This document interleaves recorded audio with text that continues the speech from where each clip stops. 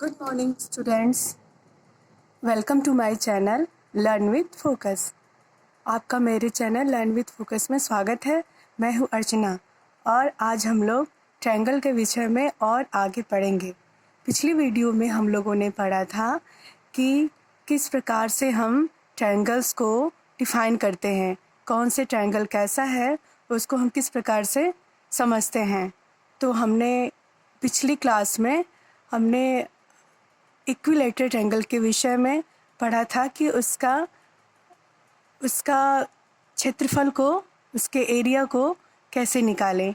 आज हम लोग पढ़ेंगे आइसोस्केल ट्रायंगल के विषय में। प्यारे बच्चों, मैंने पिछले क्लास में भी आपको बताया था कि ऐसा ट्रायंगल जिसकी कोई दो साइड एक जैसी हो और एक साइड अलग हो, उसे क्या कहते हैं? आइसोस्केल ट्रायंगल कहते हैं। ठीक है, आइसोस्केल ट्रायंगल को समद्विबाहु त्रिभुज भी कहते हैं। हिंदी में कहते हैं समद्विबाहु, यानी कि जिसकी दो भुजाएं बराबर हों उसे कहते हैं समद्विबाहु और एक बराबर ना हो। ठीक है, तो ऐसे त्रिभुज को कहते हैं समद्विबाहु या आइसोस्केल ट्रायंगल। प्यारे बच्चों, तो अब हम ये सपोज़ करेंगे कि इसकी लेंथ क्या है। इसकी आप लेंथ कुछ भी मान सकते हैं। दो एक जैसी होनी चाहिए और एक अलग होनी चाहिए। तो आप मान लीजिए कि एक्स वाई क्या है? एक्स वाई है 5 सेंटीमीटर और ये एक्स जेड भी मान लीजिए ये है 5 सेंटीमीटर और वाई जेड आपकी मान लीजिए ये है 8 सेंटीमीटर। ओके, ये मान लीजिए 8 सेंटीमीटर है। तो हम आज समद्विबाहु त्रिभुज का या आइसोस्केल ट्रायंगल का एरिया पता करेंगे, क्षेत्रफल पता करेंगे। ओके स्टूडेंट्स, तो चलिए हम ये फॉर्मूला देखिए, इसको हम जानते हैं। Area of N आइसोस्केल triangle are any triangle. आइसोस्केल हो, स्केलिन हो या इक्विलेटरल हो। ठीक है, तो हम किसी भी त्रिभुज का एरिया, किसी भी ट्रायंगल का एरिया इस फॉर्मूले से निकाल सकते हैं, 1/2 इंटू बेस इंटू हाइट। बस इसमें शर्त यही है कि हमको सबसे पहले उसमें उसकी हाइट पता करनी होगी, उसकी ऊंचाई क्या है वो पता करनी होगी। ठीक है, तो हम बहुत इजीली इसको निकाल सकते हैं, इसको फाइंड आउट कर सकते हैं।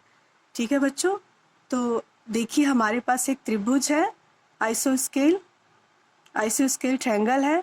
तो इसका हमको निकालना है एरिया। तो सबसे पहले मैंने पिछली क्लास में इक्विलेटरल के बारे में भी बताया था कि एक हम परपेंडिकुलर खींचेंगे वर्टेक्स एक्स से। ठीक है, इस आइसोस्केल ट्रायंगल के केस में भी हम क्या खींचेंगे? एक लंब रेखा खींचेंगे। ठीक है, कुछ इस प्रकार से। ओके, हमने एक परपेंडिकुलर ड्रॉ कर लिया। ठीक ना, अब ये देखिए बच्चों, वाई जेड है आपका क्या है? वाई जेड क्या है? 8 सेंटीमीटर है।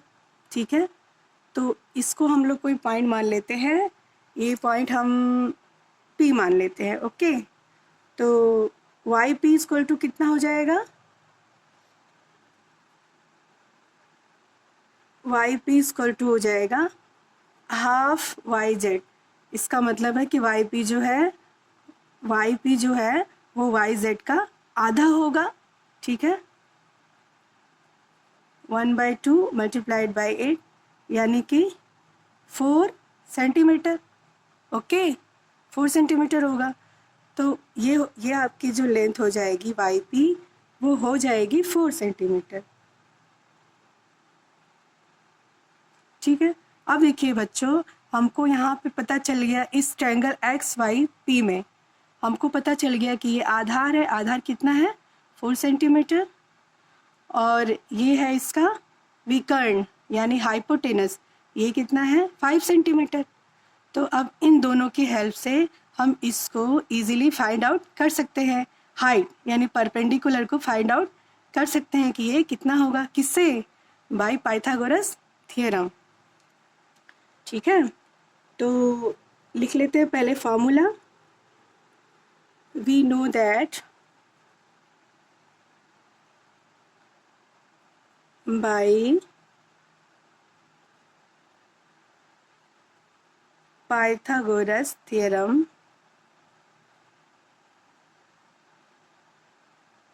एक्स वाई का होल स्क्वायर इक्वल टू, यानी कि जो ये आपका विकर्ण है, ये हाइपोटेनस है, इसका स्क्वायर किसके बराबर होता है, आधार के स्क्वायर के बराबर, आधार का स्क्वायर प्लस लंब के स्क्वायर के सम के बराबर होता है। ठीक है, तो वाई पी का whole square plus P X का होल स्क्वायर। ठीक है, यही होता है पाइथागोरस थ्योरम।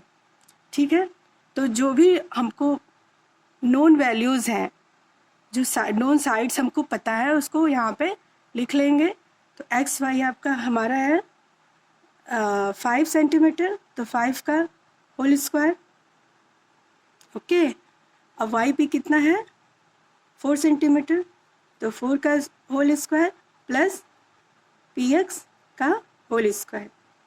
ठीक, तो अब ये इस 4 स्क्वायर को इस तरफ ले जाएंगे तो क्या हो जाएगा, ये हो जाएगा 25 माइनस, जब 4 का होल स्क्वायर जब इक्वल टू के इस तरफ आया लेफ्ट हैंड साइड में, तो क्या हो गया 16 equal to P X square. P X square equal to क्या हो गया बच्चों, 25 में से 16 माइनस करेंगे तो 9। Okay, then P X equal to क्या हो जाएगा √9, तो हमारा आ गया पी एक्स, यानी जो एक्स पी परपेंडिकुलर क्या आ गई, हमारी हाइट क्या आ गई 3 सेंटीमीटर। ओके, ये आ गई हमारी 3 सेंटीमीटर। ठीक है, तो अब हमको देखिए बच्चों ट्रायंगल में हाइट पता चल गई 3 सेंटीमीटर। ठीक है, और बेस भी हमको पता है 8, वाई जेड क्या है 8, 4 नहीं रखना है। ठीक है, 4 अगर रखेंगे तो केवल हाफ ट्रायंगल का आपको एरिया पता चलेगा, हम रखेंगे 8, वाई जेड इक्वल टू 8 रखेंगे। ठीक है, किस फॉर्मूले में, इस वाले में।